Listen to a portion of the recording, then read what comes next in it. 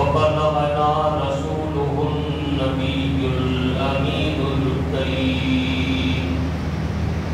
ونحن على ذلك لمن الشاهدين والشاكرين والحمد لله رب العالمين.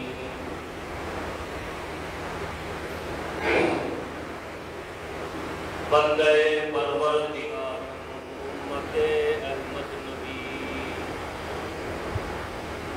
دوست دارے یار یارم تابا اولاد علی مذہب حنفیہ دارم ملت حضرت خلیل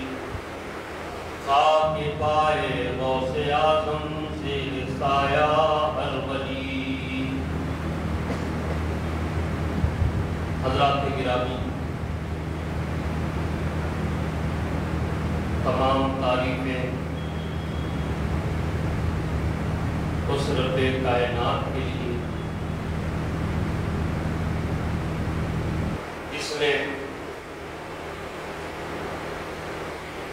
کائنات کی تخلیق فرمائی،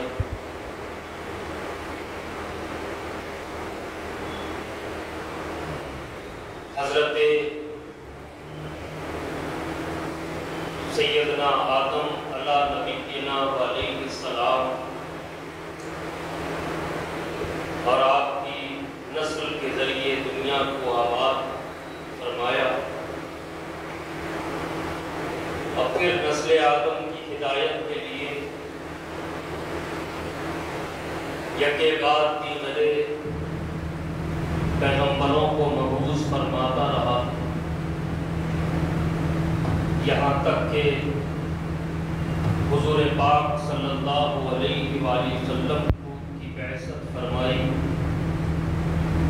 اور آپ پر دین اسلام کو مکمل فرمایا. درود و سلام کے نذرانے پیش ہوں نبی مکرم رسول محتشم آمینہ کے لال عبداللہ کے لخت جگر دونوں جہاں کے مالک و مختار حضور احمد مصطفیٰ محمد مصطفیٰ صلی اللہ علیہ وآلہ وسلم کی خدمت عالی میں کہ آپ کے ذریعے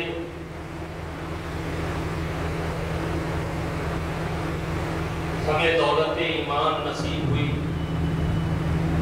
خدا کا عرفان نصیب ہوا، اور اللہ کا آخری کلام قرآن عطا ہوا.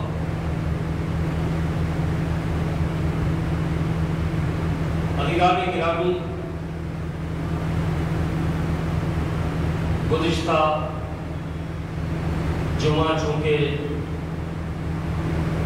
عرس شریف حضرت خواجہ بند نواز گیسو دراز شہباز بلند پرواز حضرت سید محمد الحسینی قدس سرہ کا موقع تھا،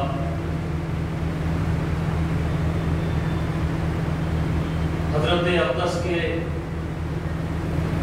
حالات اور سیرت مبارکہ کے حوالے سے مختصر سی گفتگو ہوئی تھی.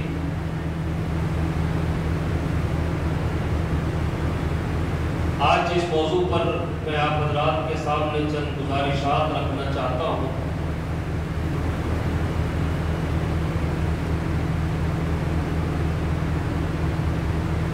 دراصل یہ آپ کو دعوت فکر ہے کہ ہم جس معاشرے سے تعلق رکھتے ہیں، جس سوسائٹی سے ہمارا تعلق ہے،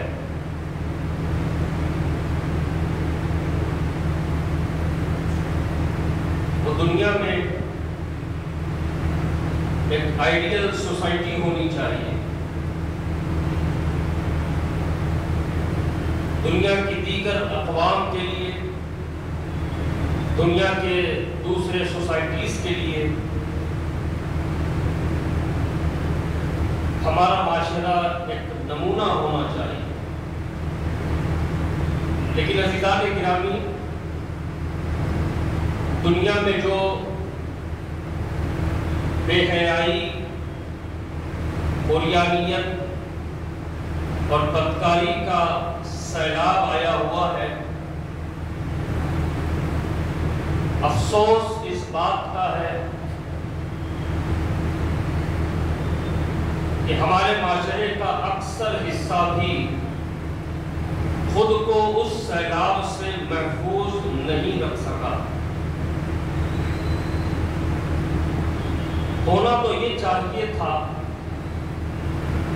کہ معاشرے کا ہر فرد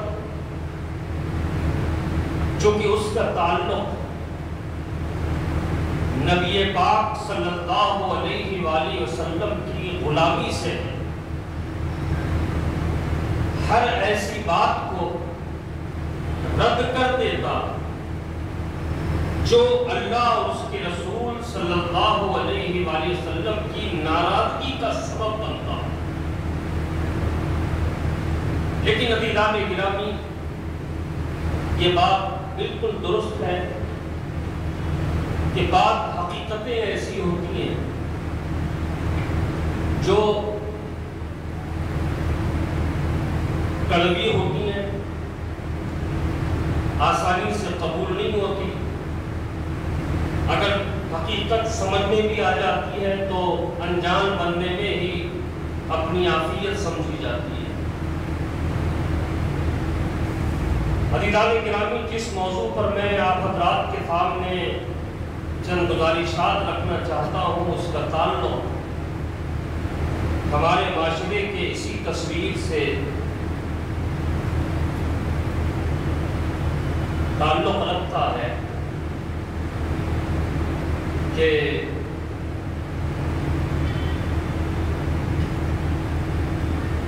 مغرب کی جانب سے جو بے حیائی، بدکاری، زناکاری، عریانیت کا سیلاب چلا، افسوس کہ ہماری نئی نسلیں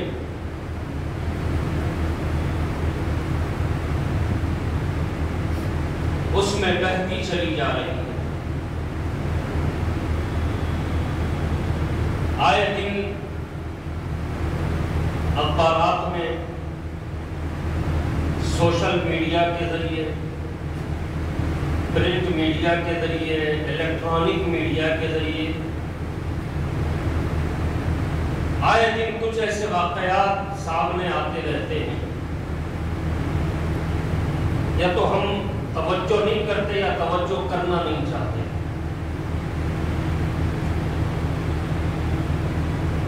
نہ اس کے وجوہات کو سمجھنا چاہتے ہیں، نہ اس کے سدباب کا کوئی راستہ اختیار کرنا چاہتے ہیں.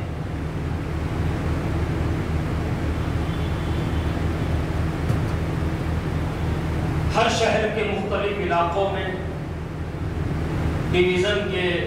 حساب سے رجسٹرار آفس ہوتا ہے. وہاں کے نوٹس بورڈ پر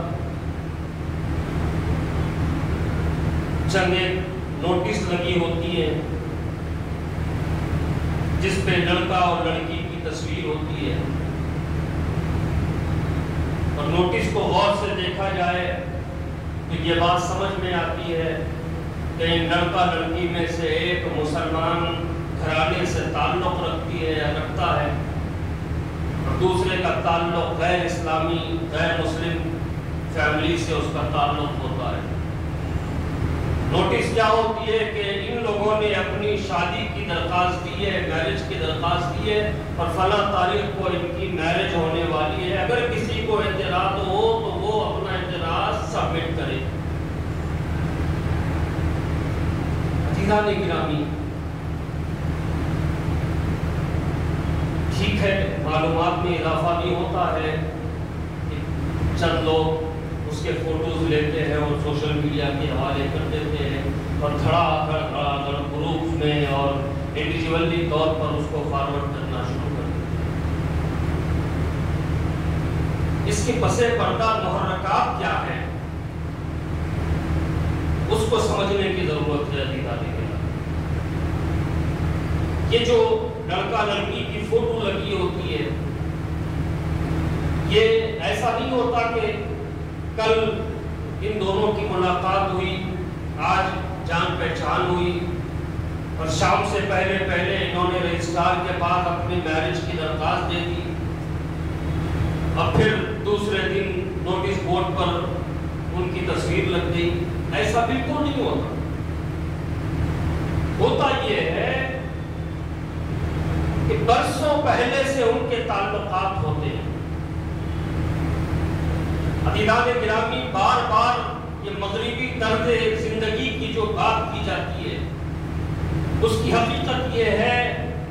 کہ امریکہ ہو یا انگلینڈ ہو، برطانیہ ہو یا پھر دوسرے یورپی ممالک ہو، اس میں 70% سے زیادہ وہاں کے جو قومیں ہیں وہ لوگ شادی کے بندھن میں بندھنا ہی نہیں چاہتے، آزادانہ زندگی گزارنا چاہتے ہیں، لیکن ان کی اپنی جو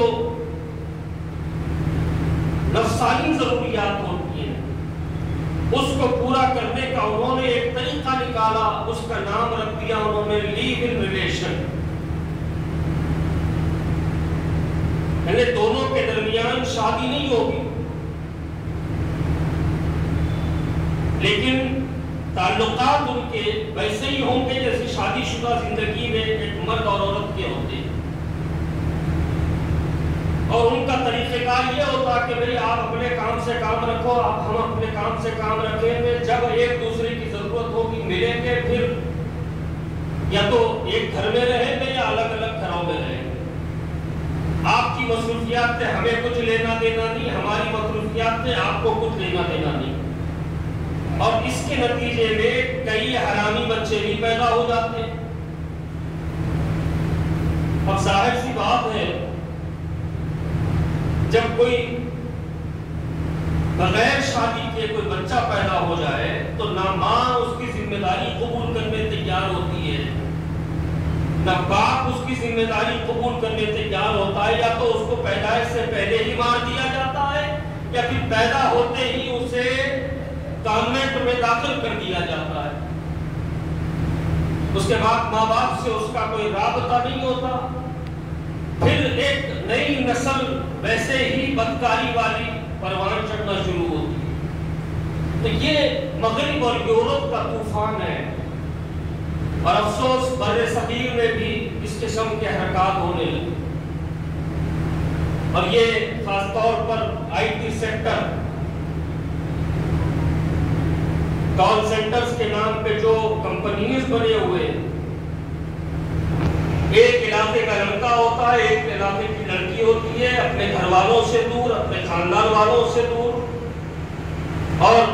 جن کی نوکری ہوتی ہے، نوکری کی جگہ پر ان کے تعلقات بن جاتے ہیں، پھر لیو ان ریلیشن میں یہ لوگ آ جاتے ہیں، میاں بیوی کی طرح ان کی زندگی گزرنی شروع ہوتی ہے، اور جب نوکری ختم ہوتی ہے تو یہ اپنے اسٹیٹ کو چلا جاتا ہے، یہ اپنے اسٹیٹ کو چلی جاتی ہے۔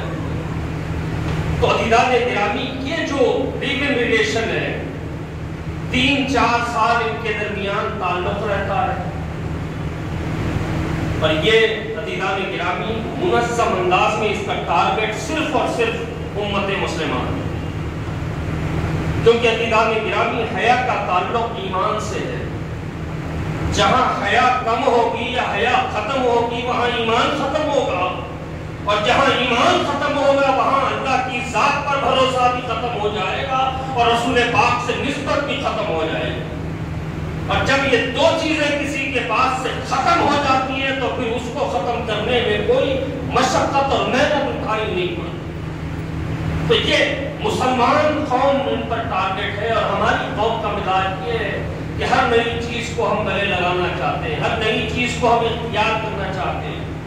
تو میں بات کر رہا تھا کہ رجسٹرار آفس میں فوٹو لگی ہوتی ہے، اور ہمارے لوگ کھڑا کھڑ گئے اور افسوس کی بات ہے فلاں علاقے کی مسلمان گھرانے کی لڑکی ہے اور فلاں علاقے کا ہندو غیر مسلم لڑکا ہے اور یہ دونوں آپس میں شادی کرنے والے ہیں۔ حقیقت کیا ہوتی ہے؟ 3-4 سال پہلے کے ان کے تعلقات ہوتے ہیں اور اس دوران میں لڑکی کئی ابارشن بھی ہو جاتے ہیں۔ پھر جب لڑکی کو سمجھ میں آتا کہ میں نے اپنا سب کچھ کھو دیا ہے تو وہ لڑکے پر پریشر بناتی ہے کہ آؤ شادی کر لیں۔ اب یہ لڑکا اس سے نجات پانا چاہتا ہے، چھٹکارا پانا چاہتا ہے، تو اس کے لیے ان کے پاس ایک راستہ بنا ہوا ہے، ٹریک بنا ہوا ہے کہ سیدھے رجسٹر آفس چلے جاؤ، نوٹس بورڈ پر فوٹو لگ جائے گی اور پھر مسلمانوں کے درمیان یہ بات مشہور ہو جائے گی اور کسی طرح اس لڑکی کے پیرنٹس تک بات پہنچے گی۔ جب لڑکی کے پیرنٹس تک بات پہنچے گی تو لڑکی کو مار پیٹ کر کے گھر میں بند کر دیا جائے گا۔ وہ جو 3-4 سال سے ایک لڑکی کا استحصال کر رہا تھا اس کو آزادی مل جائے گی۔ یہ طریقہ کار ہے عزیزان گرامی، لیکن عزیزان گرامی یہ تو ہے، لیکن غور کرنے کی ضرورت ہے کہ یہ حالات کیوں بن رہے ہیں۔ ایک لڑکی کو کیا ضرورت پڑ گئی کہ غیر مسلم پر اس قدر وہ بھروسہ کر لیتی ہے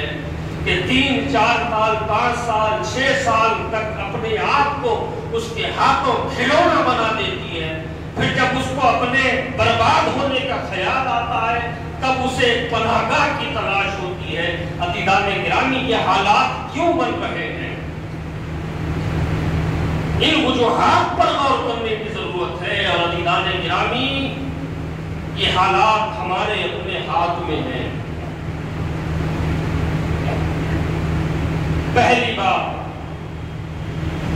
ہمارا جو کلچر ہے، معاشرہ ہے، اس میں وجہ کچھ بھی رہی ہو شادی میں تاخیر کی جاتی ہے اور عجیب مذاق والی تاخیر ہوتی ہے۔ صاحب کیا ہے؟ بولے لڑکیاں بیٹھی ہوئی ہیں، لڑکے کی شادی کیسے کرے گا؟ یہ کوئی وجہ ہے؟ پھر ایک اور وجہ آتی ہے، لڑکا اپنے پاؤں پر کھڑا ہوا نہیں ہے۔ اس کے بعد تیسری وجہ آتی ہے کہ لڑکیاں تو بہت دیکھتی جا رہی ہیں صاحب، لڑکی سمجھ میں نہیں آ رہی ہے۔ اس کے بعد لڑکی سمجھ میں بھی آ جائے تو پھر اس انداز میں لڑکا شادی کرنا چاہتا ہے کہ بس اس کی مثال دی جائے دنیا میں کہ ان کی شادی تو بڑی زبردست ہوئی صاحب، اس کے لیے ڈیلے کر دیا جاتا ہے۔ اس کا نتیجہ یہ ہو رہا ہے کہ ظاہر کی بات ہے انسان کی اپنی ضروریات ہوتی ہیں، اللہ تعالیٰ نے نفسانی خواہشات بھی رکھی ہیں اور اس کو پورا کرنے کے ذرائع بہترین ذریعہ اللہ رسول نے نکاح کو بتایا۔ اب ظاہر کی بات ہے نکاح نہیں ہو رہا ہے تو عزیزان گرامی نتائج اس طرح کے سامنے آتے ہیں، یا تو لڑکا بے قابو ہو رہا ہے یا لڑکی بے قابو ہو رہی ہے، اس کا ذمہ دار معاشرے کا ہر فرد ہے۔ یہ کوئی وجہ نہیں ہوئی کہ لڑکیاں بیٹھی ہوئی ہیں، لڑکی کی شادی کیسے کی جائے۔ عزیزان گرامی لڑکا ہو یا لڑکی ہو، اگر ماں باپ کی طرف سے، خاندان قبیلے کی طرف سے ان کی شادی میں تاخیر ہوتی ہو اور ان سے کوئی ایسی غلطی سرزد ہو جائے تو یاد رکھو گنہگار تو وہ ہے، عذاب تو ان کو بھی ملنے والا ہے اور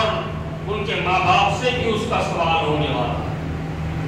ان کے ماں باپ سے بھی پوچھ ہونے والی ہے، ان کے ماں باپ کو بھی عذاب ہونے والا ہے، ان کے ماں باپ کو بھی دنیا میں آخرت میں دونوں جگہ شرمندگی اٹھانی پڑے گی۔ اسلامی تعلیمات کیا ہیں؟ جہاں لڑکا ہو یا لڑکی ہو بالغ ہو جائیں تو پھر ان کے اچھے رشتے تلاش کرنے شروع، اور ہمارے مہنگے شادیوں کی وجہ سے یہ ہوتا ہے کہ جب لڑکا پاؤں پر کھڑا ہوا نہیں ہے، اور یہ بھی ماحول ہو گیا ہے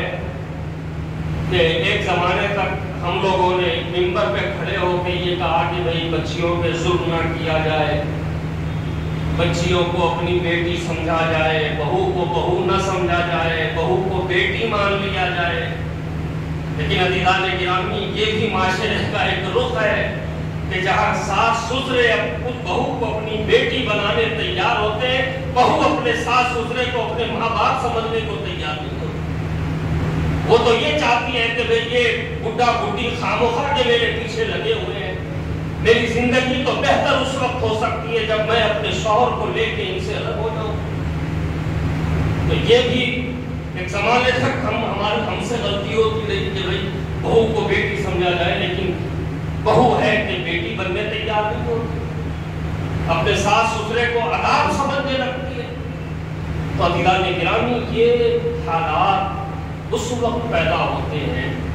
جب نکاح جیسے مقدس تعلق میں درمیان میں دولت ہو جاتی ہے، درمیان میں شہرت ہو جاتی ہے، درمیان میں اثر رسوخ ہو جاتا ہے۔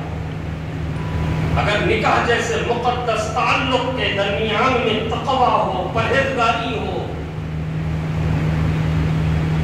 لڑکے کا بینک اکاؤنٹ پوچھا جاتا ہے، لڑکے کی ماہانہ اور سالانہ آمدنی پوچھی جاتی ہے، لیکن عزیزان گرامی، کتنے لوگ اس بات کے گواہ ہیں کہ کہیں پر یہ لڑکی والوں کی طرف سے پوچھا گیا ہو کہ لڑکا پابند نمازی ہے یا نہیں ہے، یہ بتائیں؟ نہیں پوچھا جاتا۔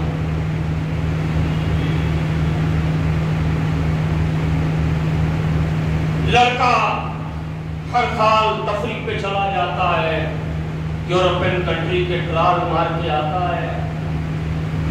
لیکن کبھی لڑکی والوں نے لڑکے والوں نے یہ پوچھا ہے کہ آپ کے بچے نے کتنے عمرے کیے، کتنے بار روضہ نبوی پر حاضری کیا، اس نے نہیں پوچھا جاتا۔ اور ایک ہمارے پاس اشتہار چھپتا ہے شادی کا، لڑکی کے بارے پابند صوم و صلات۔ پابند صوم و صلات کسے کہتے ہیں عزیزان گرامی؟ صرف رمضان کے 30 روزے 29 روزے رکھ لینے کو پابند صوم نہیں کہا جاتا،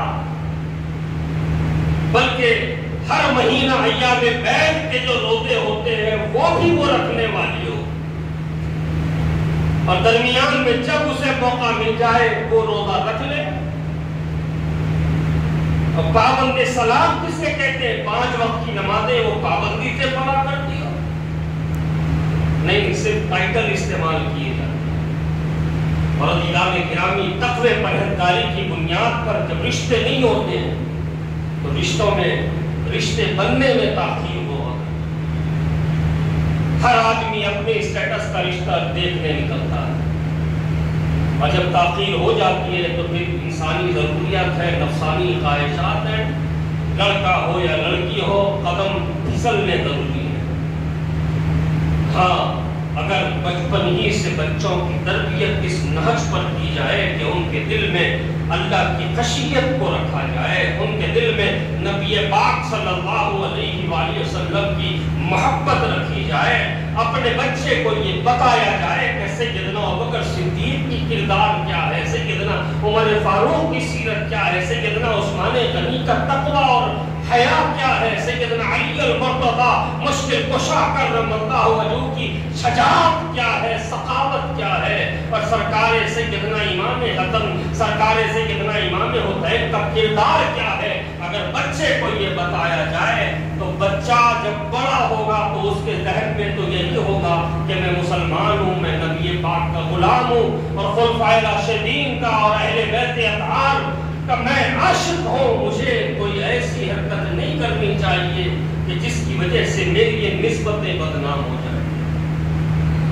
لڑکیوں کو بتایا جائے کہ امہات المومنین ازواج مطہرات کا کردار کیا ہے، شہزادی رسول سیدہ فاطمہ الزہرا بطول کی سیرت کیا ہے، تاکہ ہماری بچی جب پروان چڑھے تو فاطمہ کردار کے ساتھ پروان چڑھے، تقوی و پرہیزگاری ہو۔ عزیزان گرامی، سرکار سیدنا غوث العظم رضی اللہ تعالیٰ عنہ کے نانا جب آپ کے والد سے اپنی صاحبزادی کا رشتہ کرواتے، واقعہ تفصیلی ہے اس میں نہیں جاؤں گا، لیکن ایک بات ہوتی ہے، سرکار غوث پاک کے نانا سرکار غوث پاک کے والد سے فرماتے ہیں کہ بیٹا دیکھو، میں تمہاری وہ سیب والا جو مشہور واقعہ ہے، وہ سیب تم نے کھا لیا تھا، تم چاہتے ہو کہ میں اسے معاف کر دوں، تو ایک کام کرو، میری بیٹی سے تم نکاح کرو، لیکن سنو، میری بیٹی ہاتھوں سے معذور ہے، پاؤں سے لنگڑی ہے، آنکھ سے اندھی ہے، کان سے بہری ہے۔ آپ نے کہا اگر سیب والی غلطی معاف ہوتی ہے تو میں نکاح کرنے تیار ہوں۔ جب نکاح ہو جاتا ہے، دلہن کے کمرے میں جب غوث پاک کے والد غوث پاک کے اماں جان کے کمرے میں داخل ہوتے ہیں، پلٹ کے فوراً باہر آتے ہیں، باہر نانا کھڑے ہوئے غوث پاک کی کیا بات ہے؟ فرماتے ہیں میرا نکاح تو جس سے ہوا تھا وہ تو کمرے میں نہیں ہے، یہاں تو کوئی اور موجود ہے۔ تو غوث پاک کے نانا فرماتے ہیں بیٹا جن سے تمہارا نکاح ہوا وہی یہ ہے۔ تو آپ نے تو فرمایا کہ ہاتھ نہیں ہے، پاؤں نہیں ہے، آنکھ نہیں ہے، کان نہیں ہے، زبان نہیں ہے، لیکن میں گیا تو یہ فوراً اپنے جگہ پہ سے اٹھ کھڑی ہوئی، سلام کیا، مجھے دیکھا، بات کی مجھ سے، میری آہٹ کو انہوں نے سنا اپنے کانوں سے۔ کہا بیٹا بالکل صحیح ہے، میری بیٹی آنکھ سے اندھی اس لیے ہے کہ اس نے کبھی کسی غیر مرد کو نہیں دیکھا، زبان سے گونگی اس لیے ہے کہ کبھی خلاف شرع اس نے بات نہیں کی، کان سے بہری اس لیے ہے کہ کسی غیر مرد کی آواز کے کان میں نہیں پڑی، پاؤں سے لنگڑی اس لیے ہے کہ کبھی شریعت کے خلاف اس کا کوئی قدم نہیں ہوتا۔ عزیزان گرامی جب یہ کردار ہوتا ہے اور اولاد ہوتی ہے تو شیخ عبد القادر غوث اعظم محبوب سبحانی ہوا کرتا ہے۔ ایسے بے شمار واقعات ہیں عزیزان گرامی، تاریخ اسلام بھری پڑی ہے، جتنے تاریخ اسلام میں مشہور شخصیات ہیں ان کے ماں باپ کا یہی طرز رہا ہے، ان کے ماں باپ کی زندگی یہی رہی ہے، تقویٰ و پرہیزگاری کی بنیاد پر ان کے تعلق ہوئے تو نتیجہ بھی اچھا برآمد ہوتا ہے۔ تو جب اپنے بچوں کی ہم تربیت دینی انداز میں کریں گے، اللہ کا خوف ان کو بتائیں گے، رسول پاک کی محبت انہیں پلائیں گے، گھٹی میں جمع کر دیں گے ان کی، تو جب وہ بڑے ہوں گے تو معاشرے کی بدنامی کا باعث نہیں بنے گے۔ اور دوسری چیز یہ ہے کہ انٹرنیٹ وغیرہ اس قدر عام ہو گیا، اب 1 جولائی سے اسکول بھی شروع ہونے والے تھے، لیکن پھر اس کو آن لائن اسکول میں تبدیل کر دیا گیا، فزیکل نہیں ہوگا۔ اب بچے کے ہاتھ میں موبائل ہے، اس پر نظر رکھنی ضروری ہے، کیونکہ انٹرنیٹ پر اچھا کام ٹھیک ہے 50% ہوتا ہوگا، لیکن 50% فحش مواد ہے جو بچوں کی عمر آنے سے پہلے ہی انہیں جوان کر رہا ہے۔ ذہنی صلاحیتیں ختم ہو رہی ہیں، خوبیاں ختم ہو رہی ہیں، ان کی جگہ برائیاں آتی جا رہی ہیں، تو ان پر توجہ بھی ضروری ہے، اور پھر ان کی دوستیوں پر نظر رکھنی ضروری ہے کہ ان کے تعلقات کس سے ہیں، کس سے یہ بات کرتے ہیں، کس کے ساتھ ملتے ہیں، کن کے ساتھ یہ اسٹڈی کرتے ہیں، اور پھر انتظار میں نہ بیٹھا جائے کہ پاؤں پہ کھڑے ہو تب شادی کر دی جائے گی، یا پھر گھر میں بچیاں بیٹھی ہوئی ہیں، بچے کی شادی کیسے کر دی جائے گی۔ عزیزان گرامی یہ اسلامی سوچ نہیں ہے، یہ اسلامی فکر نہیں ہے، یہ غیر اسلامی فکر ہے جو ہم خامخواہ کے اپنے اوپر مسلط کر لیے ہیں۔ اسلام تو کہتا ہے کہ لڑکا ہو یا لڑکی ہو، جب اس کو ضرورت محسوس ہو تو اس کی شادی کر دی جائے، اس کا نکاح کر دیا جائے، یہ نہ سوچا جائے کہ یہ کیسے پلیں گے۔ اللہ رزاق مطلق ہے، اور ہو سکتا اگر وہ اپنے پاؤں پر کھڑا ہوا نہیں ہے تو اس کی بیوی کی وجہ سے، اس کی بیوی کے ہمارے تکر میں کہا جاتا ہے بیوی کے قدموں کی وجہ سے اس کی زندگی بن جائے۔ تو عزیزان گرامی ایسے حالات، ایسے واقعات جو پیش آ رہے ہیں کہ مسلمان لڑکے، مسلمان لڑکیاں غیر مسلموں کے ساتھ زندگی گزارنے پر مجبور ہیں، یہ ہمارے حالات ہیں۔ شادی مہنگی ہونی چاہیے، جہیز اتنا ہونا چاہیے، اب جہیز نام بدل دیا گیا، جہیز کی اتنی برائی بیان کر دی گئی، اب جہیز نہیں بھائی آپ اپنی بچی کو دے لے رہے ہیں، ہم کیا بول سکتے اس میں؟ لیکن برابر نظر رکھی جاتی ہے کہ کیا دینے والے ہیں یہ اپنی بچی کو، اور طریقہ کار منہ سے نہیں کہتے کہ آپ فلاں شادی خانے میں شادی کریں، طے کر لیتے ہیں کہ اس خاندان میں رشتہ کرنا ہے یا نہیں کرنا۔ اچھا دوسری بچی ہے آپ کی اور پہلی بچی کی شادی ہو گئی ماشاءاللہ، وہ بچی کی شادی کہاں کرے تھے آپ؟ اس سے اسٹیٹس کا اندازہ لگایا جاتا ہے، اس سے امید بڑھ جاتی ہے، اور وہی فیصلہ ہوتا ہے رشتہ کرنا ہے نہیں کرنا ہے۔ پرانے شہر کے کسی گلی کے شادی خانے کا نام بولے پھر وہ گھر کی طرف دولہے والے پلٹ کے نہیں آتے۔ یہ حالات ہمارے معاشرے کے ہیں دیدان گرامی۔ ضرورت اس بات کی ہے کہ ہم اپنے معاشرے کو بدنامی سے بچانا چاہتے ہیں تو یہ دیکھنا ہوگا کہ بدنام ہو کیوں رہا، بہرا روی کی وجہ سے ہو رہا ہے تو ہمارے نوجوان لڑکے لڑکیاں بہرا روی کا شکار کیوں ہو رہے ہیں؟ اور یاد رکھیں سیدنا امام شافعی رضی اللہ تعالیٰ عنہ فرماتے ہیں، خاص طور پہ میں نوجوانوں سے کہوں گا،